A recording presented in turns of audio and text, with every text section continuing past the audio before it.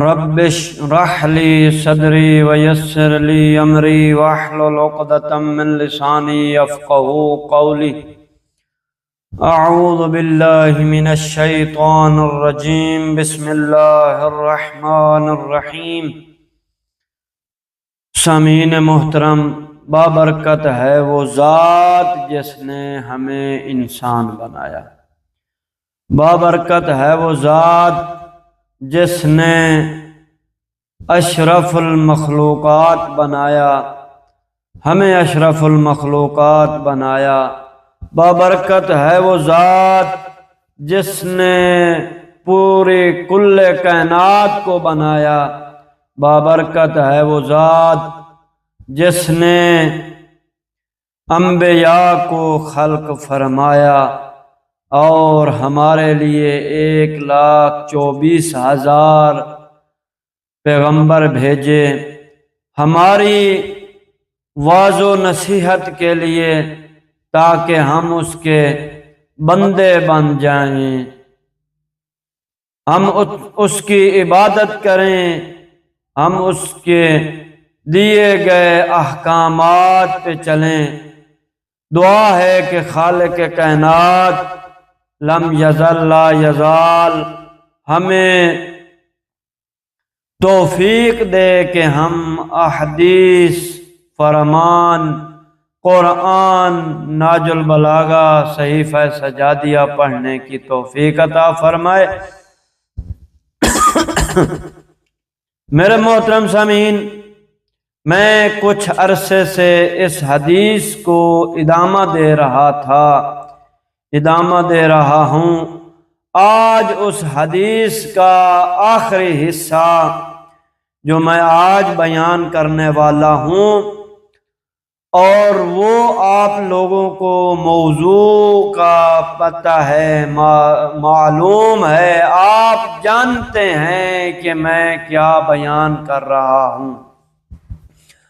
تو یہ وہ حدیث پیغمبر ہے، یہ وہ فرمان پیغمبر ہے، یہ وہ روایات ہیں پیغمبر کی، یہ وہ بیان پیغمبر ہے، یہ وہ کلام پیغمبر ہے جو ہمارے لیے بہت بڑا سرمایہ ہے، بہت بڑا گران قدر قیمت چیز ہے، جو اس کے آخر میں زیادہ طولانی نہ کروں، اپنے اصل مقصد کی طرف آؤں، تو یہ وہ ہے جو 10 ہدیے پیغمبر نے اس شخص کو واعظ و نصیحت کے طور پر بیان فرمائے۔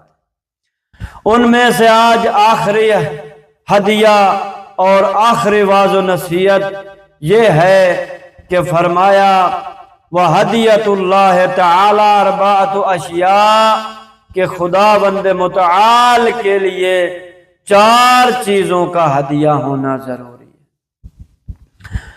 ہدیے کا اللہ تعالیٰ کے لیے خدا کا ہدیہ 4 چیزیں ہیں۔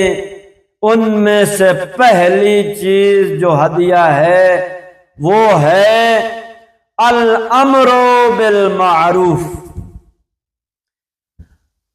یعنی حکم خداوندی، یعنی نیکیوں کا حکم دینا، یہ ہر مسلمان پر فرض ہے۔ ہر وہ انسان جو خاتم الانبیاء کا کلمہ پڑھنے والا ہے، اس شخص پر واجب ہے کہ اس شریعت محمدی کو پہنچانے میں، شریعت محمدی کا اوپر عمل کرنا اس شخص کے لیے واجب تھا، اور پھر اس شخص پر یہ فرمان محمد مصطفیٰ کا پہنچانا، اس کا عمل اس پر کرنا واجب ہے، یعنی نیکیوں کا حکم دینا۔ آپ جانتے ہیں کہ قرآن مجید نے بعض لوگوں پر فوقیت دی ہے، اور بعض لوگ اس میں سے بیان فرمائے کہ ایسے ہیں جو نہ خود نیکی کرتے ہیں نہ دوسروں کو کرنے دیتے ہیں۔ تو میرے محترم سامعین، ہم ان میں سے نہ ہوں بلکہ ہمارا شمار ان میں سے ہو جو نیکیوں کا حکم دیتے ہیں، نیکیوں کا کام کرتے ہیں، نیک کام کرتے ہیں۔ یہ وہ پہلا ہدیہ اللہ تعالی کے لیے تھا، خداوند متعال کے لیے تھا، اور دوسرا جو ہدیہ ہے وہ ہے وَالنَّهْيُ عَنِ الْمُنْكَرِ، برائیوں سے روکنا، برائیوں سے منع کرنا، برائیوں کے سامنے دیوار کھڑی بن جانا، دیوار ڈھال بن جانا۔ میرے محترم سامعین، یہ وہ دوسری چیز ہے جو نبی سلطان الانبیاء، نبیوں کے سلطان نے فرمایا کہ انسان کو چاہیے کہ وہ نیکیوں کا تو حکم دے لیکن برائیوں سے روکنے کا بھی حکم دے، یعنی برائیوں سے بھی منع فرمائے۔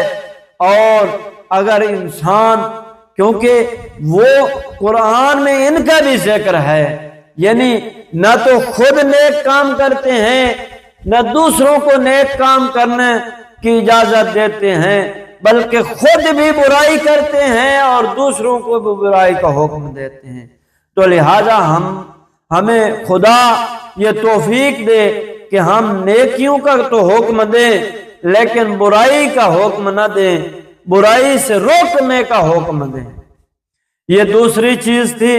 جو تیسری چیز ہے خدا کا ہدیہ ان چار چیزوں میں سے، وہ ہے وَالنَّصِيحَةُ لِلْخَلْقِ، کہ بندوں کو واعظ و نصیحت کریں۔ واعظ و نصیحت کرنا یہ بھی خداوند متعال نے انسان پر واجب قرار دیا۔ اے میرے محترم سامعین، ہم لوگوں کو واعظ و نصیحت کریں، لوگوں کو بار بار ذکر کرنے کی تنبیہ کریں، بار بار تذکرے کریں، واعظ و نصیحت کریں، نیکیوں کا حکم دیں، تاکہ لوگ اگر راہ راست پہ آ جائیں تو ہماری بھی آخرت ہے اور اس شخص کی بھی آخرت ہے جو اس کام کا حکم دے رہا ہے۔ تو میرے محترم، یہ تیسری چیز تھی، تیسرا ہدیہ تھا خدا کا۔ اور چوتھی چیز جو ہے وَالرَّحْمُ عَلَى كُلِّ أَحَدٍ، اور ہر ایک کے ساتھ مہربانی سے پیش آنا، ہر ایک کے ساتھ رحم کرنا، یہ بھی انسان کا خاصہ ہے، یہ بھی انسان کے اوپر قانون خدا لاگو ہوتا ہے۔ تو میرے محترم سامعین، دعا ہے کہ خالق کائنات ہمیں ان چار چیزوں پہ عمل کرنے کی توفیق عطا فرمائے۔ جو مومنین بے اولاد ہیں ان کو صاحب اولاد فرمائے، جن کو اولاد دی ہے صحیح معنی تربیت کرنے کی توفیق عطا فرمائے۔ والسلام ورحمۃ اللہ وبرکاتہ۔